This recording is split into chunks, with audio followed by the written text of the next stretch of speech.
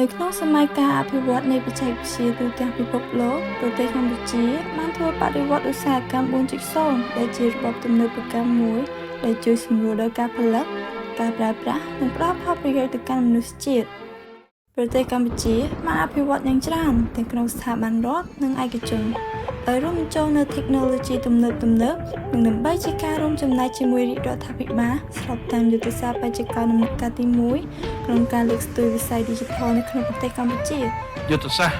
ចតុកោណដំណាក់កាលទី1មានបាវចនៈ5គោលដៅយុទ្ធសាស្ត្រ5ដែលនៅក្នុងនោះមានសមិទ្ធផលដូចជា Verify Gov KX ដែលបានឈ្នះមេដាយមាសពានរង្វាន់ Digital Legend នៅក្នុងឆ្នាំ2024 KX QR Salau Digital ការពង្រឹងផ្នែក Cyber Security និងការលើកស្ទួយទៅលើវិស័យព័ត៌មានវិទ្យារីឯនៅក្នុងវិស័យព័ត៌មានវិទ្យាទាមទារឲ្យមានការទំនាក់ទំនងជាមួយ Mentor Senior ការចែករំលែកបទពិសោធន៍ក្នុងវិស័យ IT ការណែនាំទាក់ទងនឹង Technology និងវិស័យការងារដោយឡែកសិស្សនិស្សិតដែលកំពុងសិក្សាទៅលើមុខជំនាញមួយនេះក៏ជួបនូវបញ្ហាចម្បងដូចជាការខ្វះខាតនូវគេហទំព័រសម្រាប់ Community Developer ក្នុងការចែករំលែកគ្នាទៅវិញទៅមកការសួរនៅសំណួរនិងជាចុងក្រោយយើងក៏សង្កេតឃើញថាJuniorមួយចំនួនបានក្លាយខ្លួនជា Web Coding ដោយមិនដឹងខ្លួនដោយសារការប្រើប្រាស់នូវ AI សម្រាប់ Generate Code ឲ្យខ្លួនដែលធ្វើឲ្យបាត់បង់សមត្ថភាពគិតទៅលើ Logic Algorithm និង Syntaxដែលសង្កេតឃើញនៅបញ្ហាទាំងអស់នេះហើយទើបពួកយើងបានបង្កើតនៅគេហទំព័រមួយដែលជាជំនួយក្នុងការទំនាក់ទំនងជាមួយគ្នា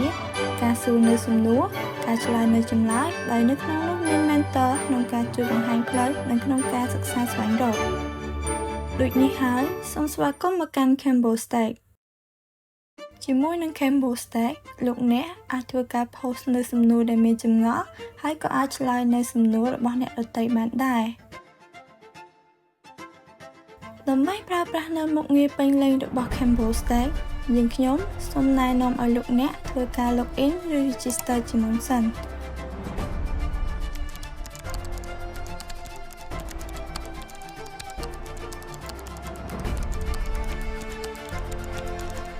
បន្ទាប់មកលោកអ្នកអាចចូលទៅកាន់ question page ដែលនៅក្នុងនោះមាន question following mention quick bookmark tag leaderboard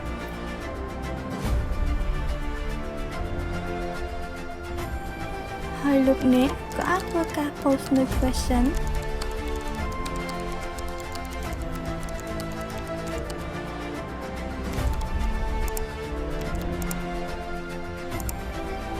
ការឆ្លើយនឹង answer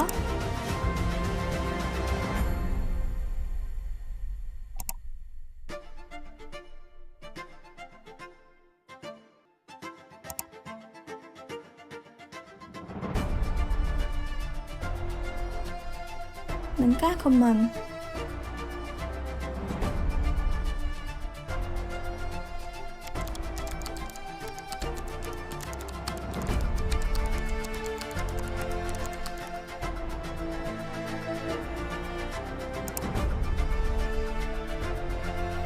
ជាមួយទាំងអស់នេះយើងបានផ្ដល់នូវ Text Editor ដែលងាយស្រួលប្រើប្រាស់សម្រាប់លោកអ្នក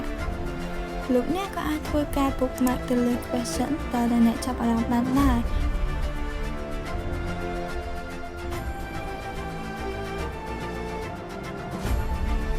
ហើយលោកអ្នកក៏អាចធ្វើការ share នៅសំណួរទាំងនេះទៅកាន់ platform ដទៃបានដែរ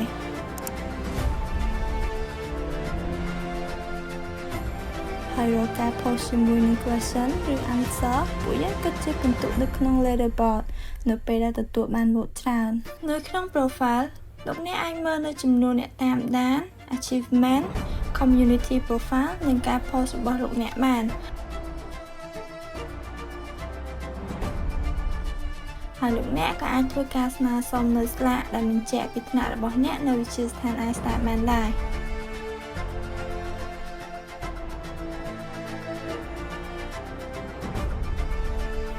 ជាមួយនឹង mentor ពួកគាត់នឹងចាំជួយ support ឆ្លើយនៅសំណួរអ្នកទាំងអស់គ្នាគ្រប់ពេលតោះចាប់ផ្ដើមជាមួយនឹង Cambo Stack